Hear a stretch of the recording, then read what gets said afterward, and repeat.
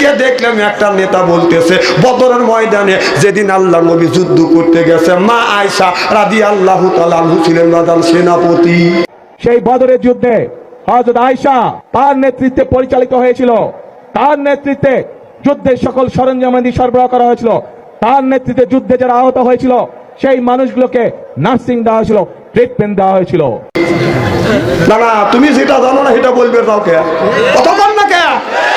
বদরের ময়দানে যুদ্ধ করতে গেছে বিশ্ব নবী, আল্লাহর নবী যখন বদরের ময়দানে যুদ্ধ তিনি আগে রেডি হন নাই, আল্লাহ জানা দিছে বন্ধু বদরের তুমি মক্কা থেকে মদিনায় আসতে না আসতে আবু জেহেল ঘোষণা দিছে আপনার সাথে বদরের ময়দানে যুদ্ধ করবে। আল্লাহ বললেন উজিনাল্লাযিনা ইউকাতিলুনা ফি সাবিলিল্লাহ, আমি আপনাকে সৈনিক হিসেবে দেখতে চাই।